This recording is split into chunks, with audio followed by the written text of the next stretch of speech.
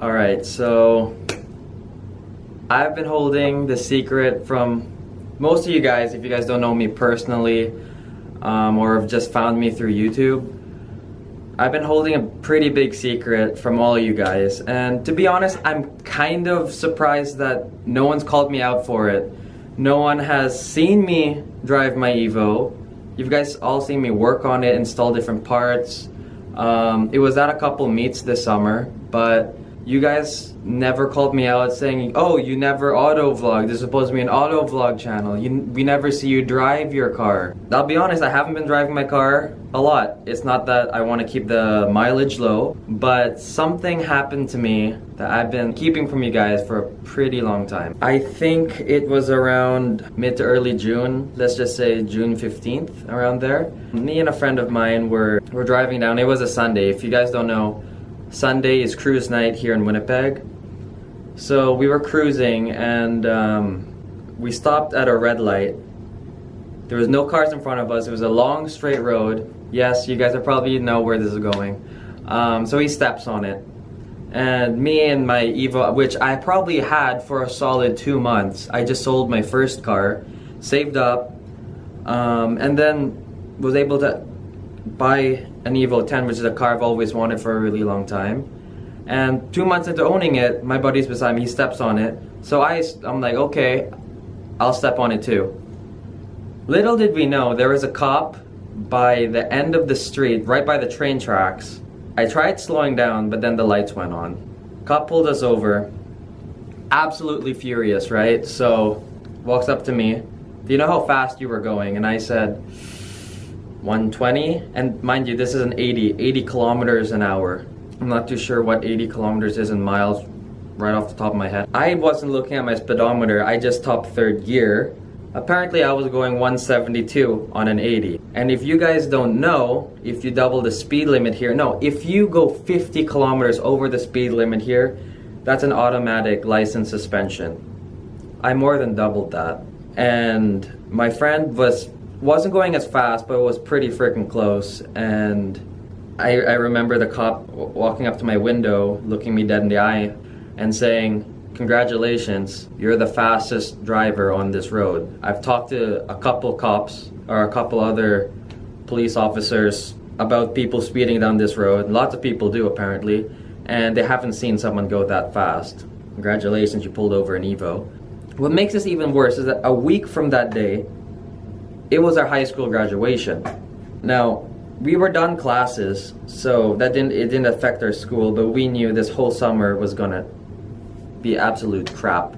At the graduation, all the parents were so happy for their kids, because we graduated high school, we were all celebrating, but our parents, it was like, yeah, they were happy, but you can tell in their face that we did something really stupid and they weren't proud of us because of that. It's not that they weren't proud of us for graduating, it was more like they were still disappointed in us because of what we did. And as a parent, I totally understand that. I would be the same if I had a kid. So when the cop gives us our tickets, I looked at, obviously the first thing that goes into my head is, how much do I have to pay? Because the cop already said, I don't think you're gonna be keeping your license for much longer. And I thought he was gonna take my license right there and then. He took my car for 48 hours. So if you guys didn't know, Ariana, she was in jail for 48 hours. She was in a police impound. So that, I guess that's street cred, not really.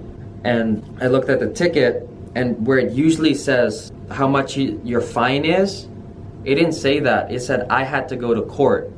So it was up to the judge how much I would get charged. I had between the next month, which was August whatever to August whatever, to go to court. During that time, from June to August, there was no charges against me, other than my car was impounded. There was no charges against me, my record was clean. So once I go into court, I had to talk to 3 judges. The first one, I walked in, mind you, I'm a 17-year-old kid at the time. I am so scared. I am just so scared walking in. So I'm like, I don't know, I've never been to court before. I don't understand what this is going. I don't know what to say. I don't know if there's proper etiquette in court. I have no idea. So I walk in, scared as all hell, and I talked to the judge. I explained to her, she's like, okay, so why are you here? And I explained to her what happened. She basically told me to my face, you're a freaking idiot, but your case is out of my jurisdiction. You'd have to talk to the next judge. So I go out of court, still super scared because I don't even know what the heck's going on. He tells me the exact same thing. Congratulations, you're an idiot, but your case is out of my jurisdiction, so you're gonna have to talk to the Crown. So there's like the first judge, and then the middle judge, and then the Crown, which is the big daddy of all judges. Now, I talked to the Crown. The Crown, honestly, was a pretty chill guy. I explained to him what happened. Now, when I was explaining the story to all three of the judges, I swear to God, I wasn't lying. I was always telling the truth. I told him everything. I'm gonna put down the real numbers that he told me. He said, look, he asked me, was your car impounded? I said, yes, my car was impounded. And then he said, for how long? I said, 48 hours. He said, oh, really?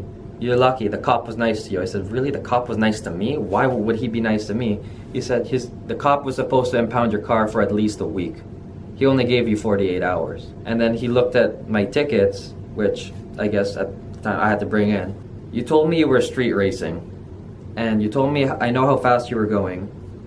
And your charges can cost up to $3,000 each or more for more than doubling the limit, going 172 on an 80 and street racing. So after I told him my position and everything, he finally gave me my charge. He said, look, I can charge you up to $3,000 or more for street racing and even more for speeding. But here's what I'm gonna do. He told me that he had to charge me, and I totally understand that because what I did, like, yes, it was my first offense, but this is a serious crime. What he said was, I have to charge you for both tickets. I'm gonna charge you $1,000 for street racing. I'm like, oh my God, thank God. It's only like the relief. Like, I know for some people, $1,000 ticket, like that's fucked. Yes, but for the crime I committed, it's quite a bargain. $1,000 for street racing, and wait for it, I more than doubled the limit. He only charged me $500 for speeding. So $1,500 all in all. That's a bargain. As soon as I walked out, I was relieved that I only got that much, and then I thought to myself, wait, he didn't suspend my license, so am I good? He told me, that's out of our jurisdiction, you're gonna be dealing with MPI.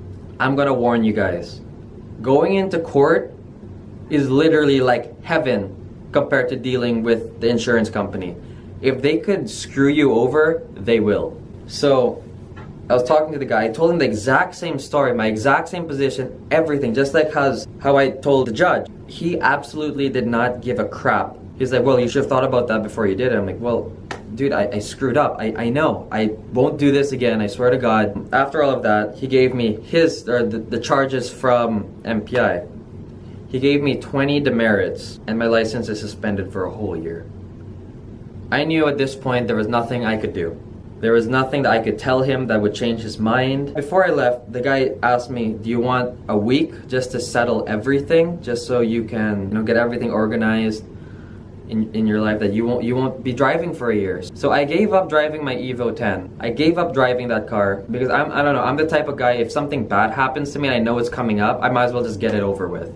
I just wanted to make this video to basically preach out to you guys and to all of you younger car enthusiasts in the making. You may not have your car yet, you may have your car, or maybe you're still waiting to get your road test, but I just want to make this video to not only share you guys a big secret that's been on my chest literally since I made the Meet Ariana video before I even put my exhaust in, and that was my first install of the summer. I just wanted to make this video to preach out to you guys and show you guys this is what happened to me, and it's not worth it. The race probably lasted 10, 15, I wouldn't even say 20 seconds. It was that quick.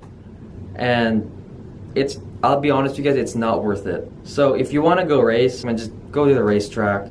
It's safe. The racetrack is a racetrack for racing, Don't race on the streets because you're endangering yourself, people whoever you're in the car with, and that hot chick that's in your passenger seat, she's scared, okay? She doesn't care about how fast you're going. She doesn't care about how fast your car is. She may be laughing because it feels like a roller coaster, but when you're racing other people and you're swerving through, it's fucking scary. Don't do that. If this video can open one person's eyes to, you know, street racing and speeding and stuff like that, that's good enough for me. Like, I wanted to make this video to preach out to you guys to not do what I did, but next week, everything changes. If you guys enjoyed the video, remember to leave a like, subscribe, and you already know, join the Annie Perfect Society. Peace out, work hard, and make it happen.